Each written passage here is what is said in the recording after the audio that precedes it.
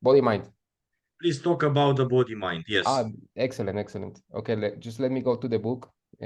According to here to my note, just wait a second. Pages 33, I 38. also talk about the body mind. I think I also talk about it in uh, Jodo Shinshu Buddhist Teachings second edition, Yes, you did. but in also in other places Yes, because you I speak about it in various books. The one yes. that I chose for this is an old book of yours, The Meaning of Faith and Nembutsu, pages 33 to 38. So let's go there. 30, 36, 38. Okay. Actually, this topic of the body mind can be looked with different angles, you could say, from Joshua Sensei's books and quoting Shinran and Shandao. But I think that a very good explanation can be found in pages 38 and actually from pages 31 onwards from the book The Meaning of Faith and Nembutsu in Jodo Shinshu Buddhism. Actually, this is very much related to the third element of genuine faith, you know. Remember that according to the Amidaji branch of Jodo Shinshu Buddhism, there are 8 elements of faith. This is so important that it is in our logo, you know, the lotus with 8 petals, you know, representing the 8 elements of faith. The third element of faith is to wish to be born in Amida Buddha's pure land for the attainment of enlightenment and Buddhahood. And this is related with the body mind. We will see why. Okay, so first of all, what is body mind? This is called also bodhicitta in Sanskrit. You know, I would say it's that one of the most important things in Mahayana and Vajrayana Buddhism is bodhicitta, is the aspiration towards perfect enlightenment. You know, this is aspiration for to become a Buddha, basically. And Joshua Sensei has very good passages that point to this. Okay. So as an introduction to the body mind, we should bear in mind that Joshua Sensei points here in page 31, that the Buddhist path is not a method or a relaxation tablet for a headache. Okay, it's not like how can we become happier and calmer people. It's not like pop psychology, you know. And sadly, many people nowadays misunderstand Buddhism, and they think that Buddhism is somehow related to pop psychology, Deepak Chopra, or Walter Rizzo, and all of these guys, who have nothing in common with Buddhism. You know, the objective of Buddhism is to become a Buddha, not to become an smiling guy or I don't know, a cool guy or an interesting person or even a good person. The objective of Buddhism is not even to become a good Buddhist. Although you should be a good Buddhist. However, the objective of Buddhism is to become a Buddha. This is the objective of Buddhism, to exit samsara and to become a Buddha with all that implies, no? Have perfect wisdom and perfect compassion. If you don't have this aspiration, then you could say that there is no Buddhism, because the objective of Buddhism is to become a Buddha, okay? So if you are in Buddhism, it's because you want to become a Buddha. If you have other aspirations besides this, then you shouldn't be interested in Buddhism, okay? Or maybe, I don't know, sometimes people that are interested in some parts of Buddhism, but they maybe create some valuable connection. However, if you truly call yourself Buddhist, you should have this aspiration. Yes, and this aspiration is called the body mind, no? The mind that aspires to attain enlightenment for your sake, but also for the sake of all sentient beings. This is another important thing about the body mind. Yes, we are not a Hinayana school. Jodo Shinshu Buddhism is part of the Mahayana. And in Mahayana, we aspire to become a Buddha, not only for our sake, but for the sake of all sentient beings, you know?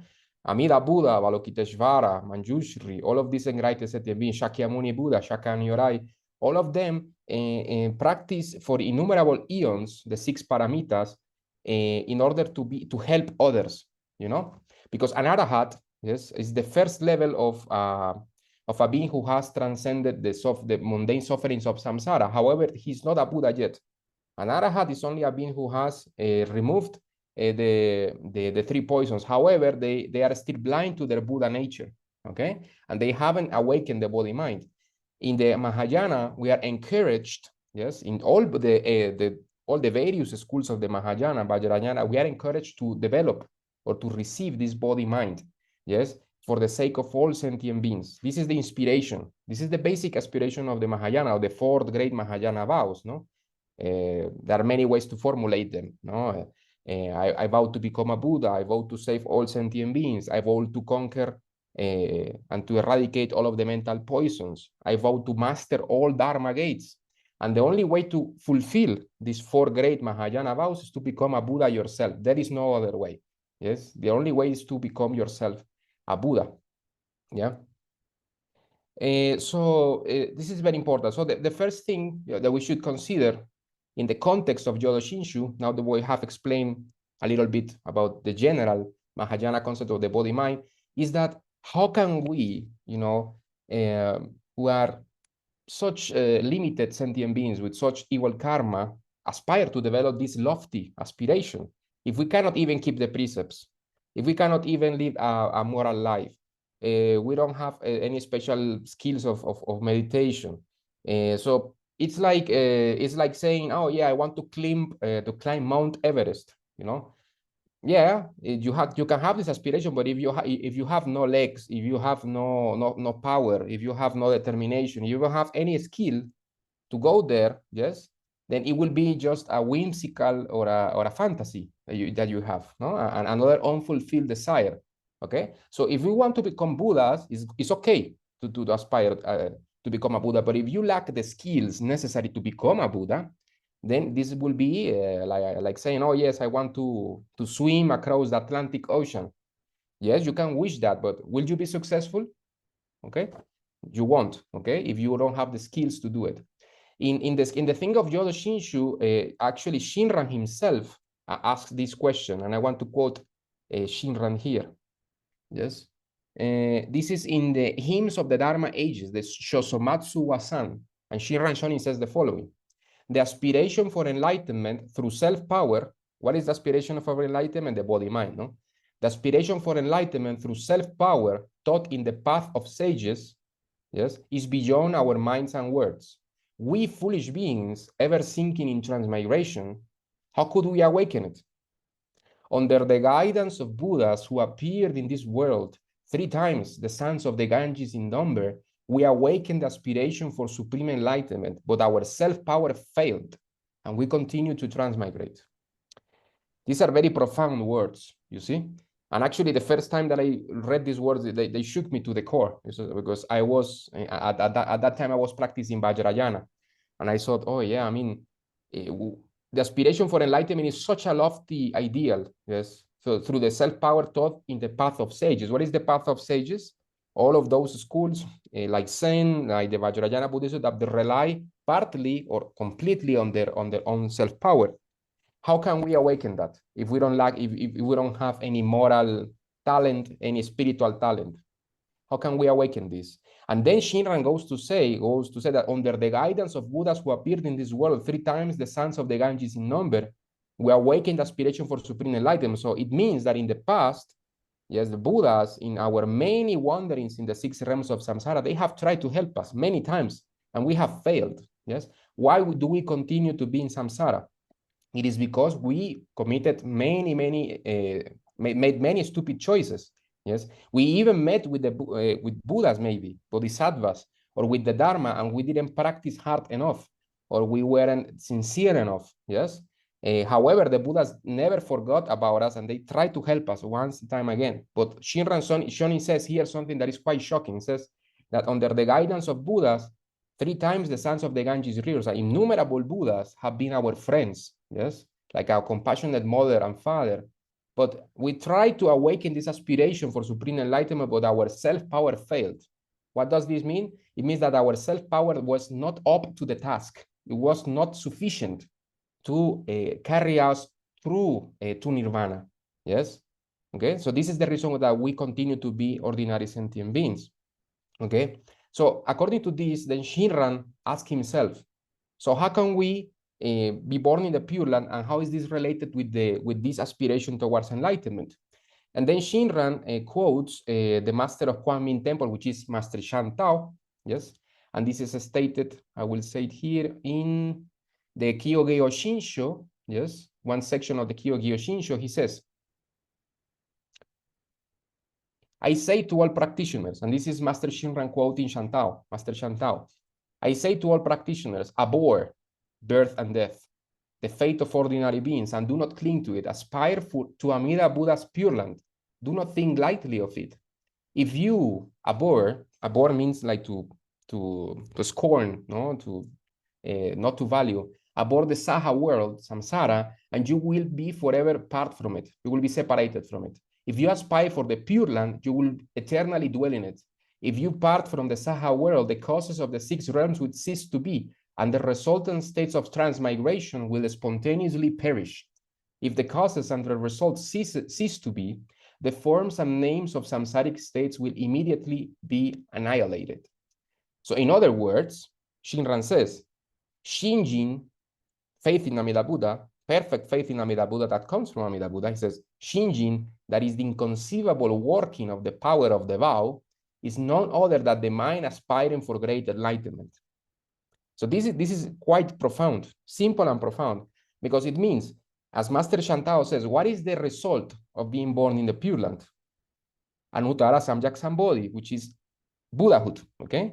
So if you aspire to become a Buddha in Amida Buddha's Pure Land, this replaces the body mind that is attained through the path of the sages, or the path of sages. In the case of self-power schools, they practice many things where they try to accumulate personal merits, they try to repent, they do purification practices, meditation, and they try to develop this body mind and to perfect it gradually. In our case, in Jodo Shinshu Buddhism, we don't do anything gradually because we don't have any merits. We don't have any capacity to develop this body mind gradually, you know? So in our case, we receive this in the form of Shinjin, this body mind, and this happens suddenly. This doesn't happen gradually, you know? This is the miracle of Jodo Shinshu, because when you entrust yourself to Amida Buddha, you say, Namo Amida Bu, I entrust myself to the Buddha, Amida Buddha, and I wish to be born in his Pure Land, and I know that I am safe through the power of Amida Buddha, then at that moment, you receive this Shinjin, that is like a seed that Amida Buddha plants in you with his own hands, and then in this seed is contained everything that you need, you know? Because this faith contains the body-mind, okay? This faith contains the Nembutsu of gratitude that spontaneously arises in your lips, saying thank you to Amida Buddha. Yes, it contains everything, okay? Because when you have Shinjin, then this Shinjin contains within itself Amida Buddha's power, you know? And this faith is what will lead you towards the attainment of Buddhahood, okay? So in this Shinjin, it is contained everything that we need, and it's contained the body-mind. So the body-mind, in our case, is received in Jodo Shinshu Buddhism, in the form of Shinjin, okay? Then Shinran Shonin continues to say, he says, the true and trusting heart is adamantine faith, Shinjin, no? Adamantine faith is the aspiration for Buddhahood. The aspiration for Buddhahood is the desire to save sentient beings. The desire to save sentient beings is the desire to embrace sentient beings and bring them to the Pure Land of peace and bliss. This desire is the great body mind. This mind is the great compassion, for it arises from the wisdom of infinite light. So in other words, when you have Shinjin, you have fulfilled the objective of the body mind, because you will be surely become a Buddha in Amida Buddha's Pure Land, and you will surely fulfill the 4 great Mahayana vows, because from the Pure Land, you will become an enlightened Bodhisattva, Buddha, and you will save sentient beings throughout the 10 directions of the universe, okay? So you will become a Buddha, and you will fulfill the body mind, the objective of the Mahayana, which is to become yourself a Buddha and to have this perfect bodhicitta, this perfect body mind that aspires to save all sentient beings, and not only aspires, but actually fulfills this aspiration. So in Shinjin, this body mind is contained, okay? So we don't rely on personal vows, like for example, in the Vajrayana, that you have these lofty aspirations. I remember when I used to practice in the Karma Kagyu lineage of Tibetan Buddhism, and we had lots of prayers where you say, yes, and I will save all sentient beings, and I will cultivate the paramitas, and I will meditate, and I will purify, and I, no? You rely on your own vows, no? I don't know, I will create by Pure Land or whatever, you know. But when I became more realistic about my true capacities, I realized that these prayers were too lofty for me. Yes, they maybe were for the practitioners of the first or the second Dharma age, but certainly not for us, we cannot even keep precepts. So if you cannot keep precepts, you cannot develop wisdom. If you cannot develop wisdom, you cannot actually meditate, not in a good way, not according to the Buddhist path. So how can we develop these lofty vows when you yourself don't have the capacity to fulfill these vows? Okay, so what can you do? In our case, we don't rely on personal vows, but we rely on Amida Buddha's primal vow, who is actually a transference of his transcendental merits in the form of Shinjin that contains everything that we need. Because when you have Shinjin, then this Shinjin will precipitate your stream of consciousness towards the Pure Land. Then you will melt all of your karmic delusions there. You will become a Buddha, and from the Pure Land, you will fulfill all the noble aspirations of the Mahayana, and you will guide sentient beings eternally towards the attainment of Buddhahood. Yes, and you yourself will become a guide towards all sentient beings, and you will deliver them from samsara, which is the objective of Buddhism. Okay, so the good news or the beautiful thing about Jodo Shinshu is that this bodhicitta, that is very much at the heart of Mahayana Buddhism and Vajrayana, which is something that all great practitioners from the past have struggled with. Yes, they have to purify all of their negativities. They have to make personal vows. They have to be very serious. They have to be very pure. Yes, because if you don't have this purity yourself, then how can you aspire to save all sentient beings if you are a deluded sentient being? You see what I mean? So in our case, we know that alone we cannot fulfill these wishes of the Mahayana, this noble aspiration. This noble aspiration is only attained, in our case, as Jodo Shinshu practitioners, as followers of the primal vow, by only relying on the primal vow of Amida Buddha. This is the only practice, and actually it's not a practice, it's something that a practice that is dedicated to us. We are only open our hearts and we receive this faith. Shinran Shonin also says in the hymns of the patriarchs, he says, faith is the one mind. The one mind is the diamond-like mind. The diamond-like mind is the body mind. This mind is given to us by the other power. In other words, yes, this faith, this Shinjin, contains the bodhicitta, contains the body mind. This diamond-like mind is no other thing than diamond Shinjin. It is called diamond-like because diamond is very hard to break. So it's like a symbol for being indestructible. In the case of Shinjin, since Shinjin comes from Amida Buddha, Shinjin cannot be destroyed. This is the reason why, as Yosho Sensei, Yoshin, and in the videos, they always say, how can we never lose faith? It is amazing.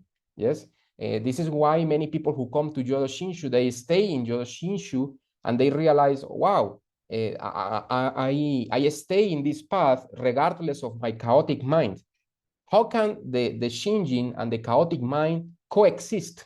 Just live one side on another. And the answer to this is very beautiful and it's very profound. Is that because Shinjin does not come from you, you know, it comes from Amida Buddha. Yes, and the reason is that the power of Amida Buddha enters our hearts, and the only thing that we do is to rely on this power. It's like the beautiful example that Yosho Sensei gives. It's like opening the window, no, to the light of the sun. The fact that you open the window does not create the sun. We are not the creators of Shinjin. We are not the creators of the Nembutsu. We only open the window and we let the light that already existed outside of our samsaric minds, and it only enters our heart. Or the other analogy, beautiful analogy of the poem of Renyo Shonin that says that a bowl full of water that is covered, no, cannot reflect the moon. But if you uncover the bowl, then it will reflect the moon. Yes, as long as we are open to Amida Buddha's light, then this light will shine in our hearts, and we will receive the gift of Shinjin through Amida Buddha's great compassion. Yes, this is why in Jodo Shinshu Buddhism we are encouraged to listen to the teaching one time and time again, until one day, suddenly Amida Buddha will grant us this gift of Shinjin. Yes, and we shouldn't be confused, as Yosho Sensei always points out. We shouldn't be bedazzled or mystified. No, oh, Shinjin doesn't come from me. No, this is very easy. Yes, it's like it's like a very good mechanic, no, that wants to repair your car, and he's famous all over the town, you know. And then you say, oh yes, this John guy is very good at repairing my car. No, everybody is taking the cars to John because he does a very good job. So I will give my car to John because he will repair it. You know, all my family relies on him. I will rely on him. So in that case, is your trust in John caused by you or by John? It's by John because he's such a good mechanic. Such a good mechanic that he made me believe in him. Avalokiteshvara has Amida Buddha on his crown. Padmasambhava as well. Tara. Everybody is talking about this Amida Buddha. So this Amida Buddha is amazing. Yes. And Shantao, Honen, everybody believes in Amida Buddha. So if I believe in Amida Buddha, it's because I believe in Amida Buddha or because Amida Buddha is making me believe in him. You know, it's more like he is the cause of faith. So the real cause of our faith in Amida Buddha is Amida Buddha himself. You know, this is how we should understand it, and it's not very mystical at all. You know, the real cause and the reason why we believe in Amida Buddha is because of Amida Buddha himself. Okay. What we have to do in order to receive this faith is what you previously said. We have to become open towards Amida Buddha by constantly listening to the teaching. Yes. Asking questions. Asking questions and reading the basics, the basic teachings. And actually, maybe I'm pretty sure that Jodo Sensei will find this when he edits the video. Jodo Sensei has a list of 12 points of if you want to listen to the Dharma, and these points are like silver bullets, like boom, boom, boom, like things that you can do to listen to the teaching deeply. And these are very beautiful. Whenever people ask me, yes. I will read them now. Excellent, excellent. 1. Think that solving the matter of repeated births and deaths is the most important thing in your life. 2nd, put aside all other Buddhist or non-Buddhist teachings, philosophies, and opinions, and listen. Reading is also listening, only to Amida Dharma. Then put aside what you think you know and listen to what Amida Dharma has to say. Empty your cup or your mind of your so-called personal wisdom and stay open to receive the nectar of the Dharma. Consider that you know nothing and that Amida Dharma knows everything. Read the most simple and essential texts of our school. That's very important because many people who come to Jodo Shinshu, they usually go straight to the larger sutra or to Kogyo Shinshu, which are actually the most difficult to read for a newcomer. Kogyo Shinshu was actually written by Shinran for the scholarly elite of his time, who also knew to speak, who also spoke Chinese. And Shinran gave in Kogyo Shinshu lots of passages that he didn't actually explain. See? So this is why it can be very difficult to understand. Also, many go directly to the larger sutra, and because the larger sutra, like many other sutra, have many layers of interpretation, they also get confused, which is why I also wrote the commentary on the larger sutra. So first, as I said, read the most simple and essential texts of our school. You can read Tanisho, for example, or with commentary also, or you can read Amida Dharma. See, that's very simple, or a Renyo letter. Also, listen with a devotional mind and heart. This is very important. You should not treat a Dharma text just like any other philosophy, you know, but read it like is the most important thing in the universe, in the whole world. Listen. Another element is listen again and again in the manner described above. So you have to listen constantly. Ask questions if you have doubts or if there is something you don't understand. Study the answers carefully and without hurry, and ask again if you need to.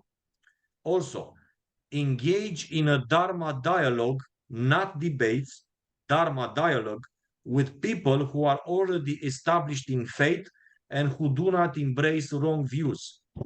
This is very important. So don't go to internet groups, Facebook groups, where there is no strict moderation by people of faith or by true teachers.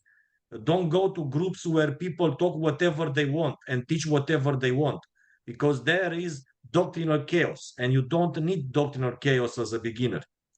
Also, think on the testimony of Shakyamuni Buddha himself and of so many wonderful masters like Nagarjuna, Vasubandhu, Shantao, Honen, Shinran, Renyo, who also accepted the existence of Amida Buddha and the reality of his salvation. Shakyamuni Buddha is the main teacher, is the Buddha who came to this earth to teach the Dharma. You can't doubt Shakyamuni. He's the smartest guy who ever appeared on this earth. You don't think yourself smarter than Shakyamuni or Nagarjuna, Vasubandhu, or Shinran or Renyo, who accepted the real existence of Amida, or Ananda. Also, always ask Amida Buddha for guidance. Bow to Amida Buddha, say his name, even if you are not yet established in faith. Say the name, ask him for guidance.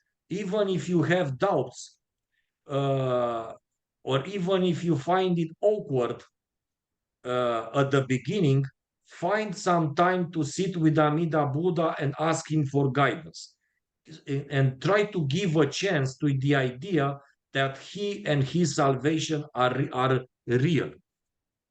I think that whenever I am asked by people who are struggling with this, developing, receiving faith in Amida Buddha, I will give them this. I copy paste this because they are very well written, and I thank you for it, Sensei. And I think that if people follow this hard advice, they will eventually, as Renyo Shonin said, they will be given Shinjin by the great compassion of Amida Buddha. And this is only a matter of time. It's like being near a bonfire. If you stay there for a while, you will get Yes. you will get warm. Mm-hmm. And don't read sutras or teachings that are not part of the Pure Land Dharma Gate, of the primal vow Dharma Gate. Not because those sutras or texts are not good, they are perfect, but they are not for you. So you have, as long as you are not enlightened, you have to choose one Dharma Gate, one set of sutras, and one practice that you stick with it until you attain enlightenment. Then, when you are a Buddha, you can play with various Dharma gates. But until then, you might become very confused if you go and read all the sutras. Yes, or if you listen to all various masters of various lineages and Dharma gates. If you go to Zen teachers and ask about the Pure Land, they will give a totally different teaching than that in the larger sutra. See? I will just end this presentation by quoting Shinran again. Yes. It says Shinran here. To take refuge with the mind that is single in the Buddha of unhindered light, filling the 10 quarters, Amida, is, in the words of Vasubandhu, author of the treatise, the mind that aspires to attain Buddhahood. The mind that aspires to attain Buddhahood is the mind to save all sentient beings. The mind to save all sentient beings is true, real Shinjin, which is Amida's benefiting of others. True and real Shinjin is the aspiration for Buddhahood. The aspiration for Buddhahood is the aspiration to save all beings. The aspiration to save all beings is the mind that grasps sentient beings and brings them to birth in the Pure Land of happiness. So I think it's crystal clear that the result of Shinjin is Buddhahood, and therefore is the fulfillment of all the great Mahayana vows.